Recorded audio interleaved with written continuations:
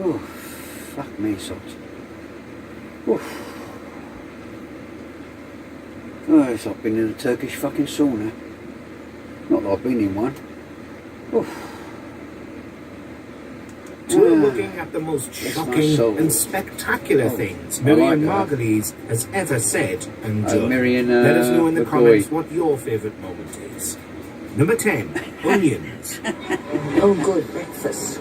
While journeying around Scotland in a large camper van, Alan Cumming hands Miriam a breadboard with just an onion and a few slices of cheese on it. Cue Miriam taking a bite out of the raw onion as if it's an apple, while Alan looks on in shock. Now, a bit of cheese. Oh, I eat those. A bit of onion. What do people funny about onion? Yeah. We're sure he's seen her do this before. Miriam is wonderful known for like farting, isn't she? Even a fucking onion. Fuck off! Luckily, it's a red onion rather than a white onion, meaning it's much less up she rises. It might still oh, that one is a bit fucking wet. Down to the fucking you might find yourself immune to it. And then when you go, fucking hell, who turned the fucking taps on? It's onion. Number 9. Scorsese. Margolyes appeared in Martin Scorsese's 1993 drama The Age of Innocence, and she's shared a few anecdotes about her. She's her, you know, she's straightforward, and there's no. She says as it is like me. I get called a cunt quite often, but I say, oh yeah, I'm a cunt, but I'm a fucking professional one, and it's taken me many, many years to become a professional cunt, you cunt. Anyway, what was I talking about? Time on set with one of the world's most esteemed film directors. They were slumped, they were tired, they were fed up, and I thought, I've got to do something to cheer them up. After a long day of the crew checking over the costumes of the entire cast, Margolyes went on last and decided she wanted to brighten their mood. She did this by stripping down and flashing everybody in the room, including Scorsese. And so I stood up there and I just lifted up my top and tore off my bra. She also had a few choice comments to make about Winona Ryder, followed up with Stephen Fry sharing yet another anecdote about Miriam getting her kit off at work. I just gave them to them. It made them happy. Yeah, it does, but it did. Yeah. Number 8. That's what I get from me bits though. I feel embarrassed because it was 60 years ago and I should have got over it. But I haven't, right? And I thought, well, I'll make money out of it. Huge numbers of the UK's most decorated comedians have come through the footlights. Cambridge University's Amateur Dramatics Club.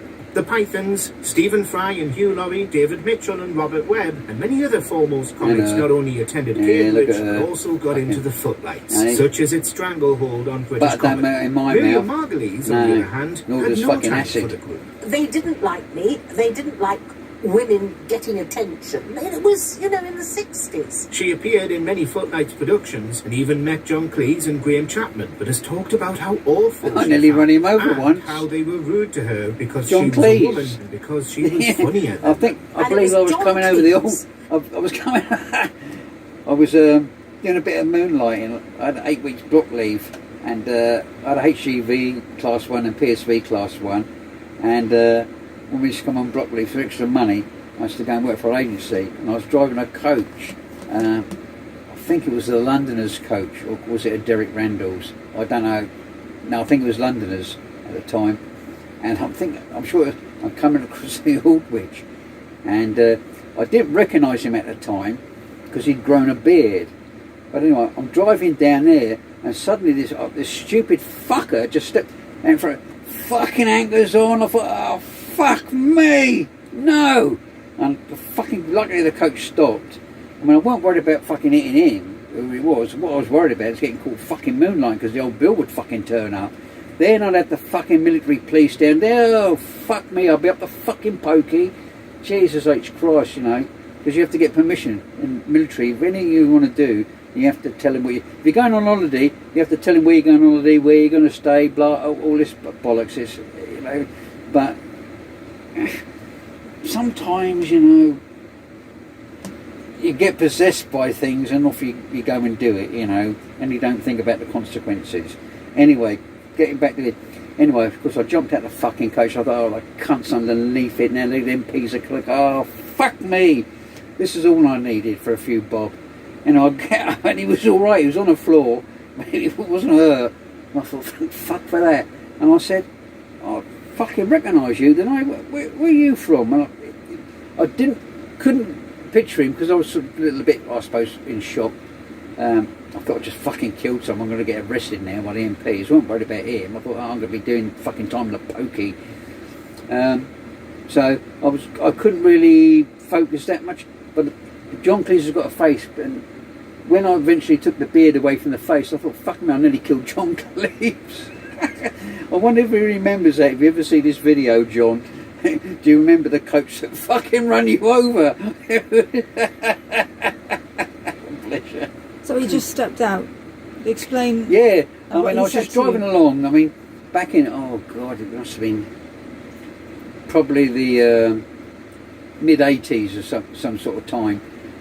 Roads weren't really that busy, and people, they weren't as crowded streets as what they are now, but people just sort of walk out willy-nilly because there wasn't that much traffic. They didn't really think about it, and if they were thinking something, they might just come out of, I don't know, one of the stock rooms or the banks, and they got problems.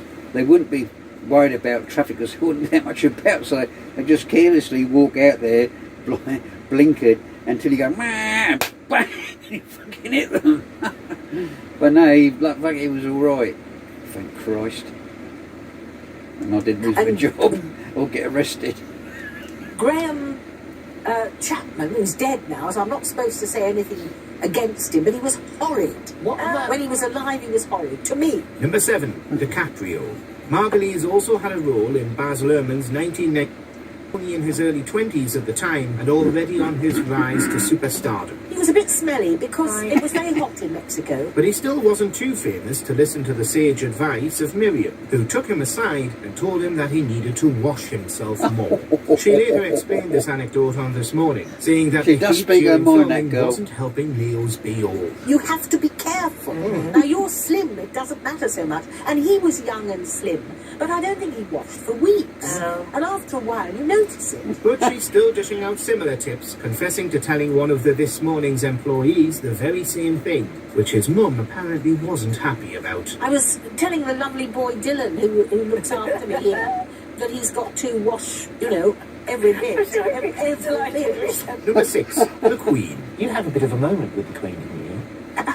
Well, I have talked about this before on television, and I feel sort of awkward saying it again. Imagine being told to stop talking by the Queen, of all people.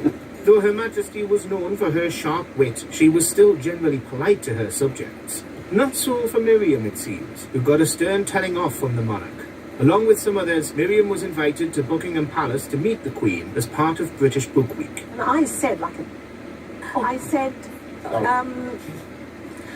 I'm the best reader of stories in the whole world.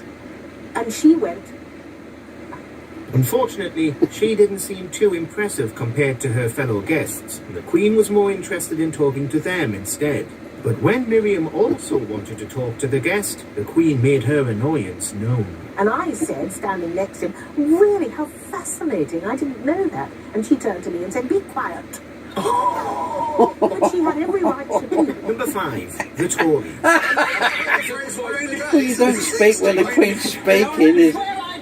Miriam, you should know that, girl. There's the etiquette, isn't there? Never one to keep her opinions to herself. You following never open your 2019 fucking mouth general with one of the election, rules of Miriam speaking was to one you of the spoken guests to. brought onto Channel 4's The Last Leg to talk about the fallout. Like the other guests and hosts, Miriam is left-wing, and she was also a member of the Labour Party.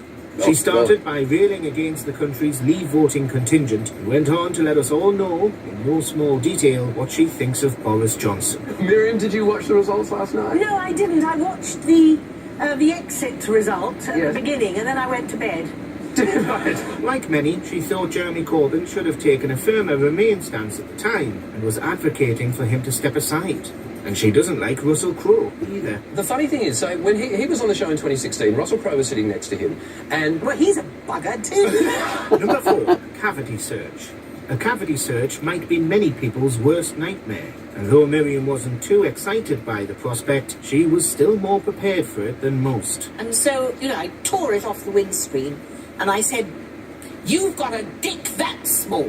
Because I thought the best thing is to insult him as quickly as possible. Best Upon thing is getting to a insult a parking police ticket in officer. Shaftesbury Yeah, Avenue right. when she stopped on double yellows, Miriam went about berating the copper responsible, which he wasn't very happy with. She was arrested and taken down to the station, where the police decided that the mints in her bag were an illegal substance. And I knew because I was sharp that she was going to give me an internal examination. Preempting the strip search, Miriam took off Hey, the all of old her yank. clothes before the police could tell her to do so in preparation for the intimate examination. And she came back in and she said, "You've been here before." I said, "I have not been here." Number 3, rug drop. Miriam owns a house right on the coast of Dover, which she says is the nearest house to France on the UK mainland, and she leases it out. Are you aware that it's been used as a drop for criminals to get rid of their drugs? And then, one year, she was contacted by the police about the property because it was apparently being used by a drug gang. And the mafia's the use gang it for would their use drug Miriam's runs. house to get rid of their narcotics, including flying a You being a helicopter good down landlady, to land look, on the roof. as long as they pay the rent, who am I to interfere? Pounds worth of work. No, it wasn't like a little thing. This was a massive thing. When the police did catch up with them, the bust was massive, with tens of millions of pounds of Tens of substances being millions. kept there. See? And even Miriam herself wasn't above suspicion. All the people online said, "Oh, she must be in it. She's part of the gang." Calling me Miriam Escobar. Number 2, Laurence Olivier. Remember when I was young and I met Laurence Olivier? Graham Norton asked Miriam whether she ever gets starstruck, especially considering she's worked in the industry for such a long time and met so many A-listers. She says that even she isn't above getting nervous when she meets one of her idols, including meeting Laurence Olivier when she was very young. And I remember so distinctly that I started to cream in my knickers. Oh, I didn't hear that. I can't watch that. Oh, it's going to be in my As fucking always, mind she doesn't now. mince her words Oh, and talks no, very I don't candidly want to about vision how it. she No, felt don't. upon meeting Olivier, Fuck's sake, one of the don't. most lauded thespians Don't in do it. history. I honestly don't think I've Yeah. ever been more uncomfortable. Exactly, mate. I know you feel. Neither Gemma Arterton nor Matthew Perry could believe what came out of Miriam's mouth that evening. Creeping in the see? Oh, no. Don't think about it. Number 1, American Soldier. That was before I was a lesbian. I was sorting myself out. Perhaps As even you more do. explicit than her anecdote about Olivier was this moment, also on Graham Norton, in which Miriam was joined by Stanley Tucci and Jimmy Carr. And I said, "Would you like to follow me to my college and I'll suck you off?" She tells another story about her youth at Cambridge when, while cycling, she encountered an American GI in an What's his open-top name? car. He's and offered fucking to going show like, him and a the good yank now time. thinks, fuck I me. thought I was This is being a good England. girl. Because a bad girl Follow me and I'll would have suck had you a off. divorce.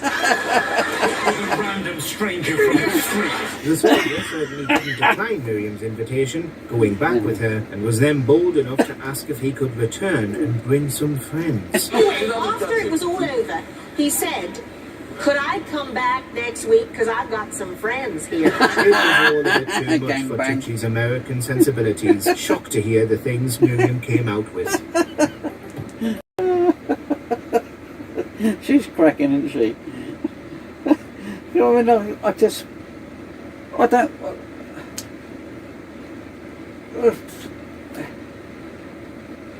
I can't see. I mean, I'm not a woman, but I can't see. And I'm just walking or riding my bike up the road, and I'll see some strange fucking bloke say, "You'll follow me back, mate, and I'll suck you off. And can I bring my mates next week? Yeah, more the merrier." No. Why would you do that? It's a complete stranger.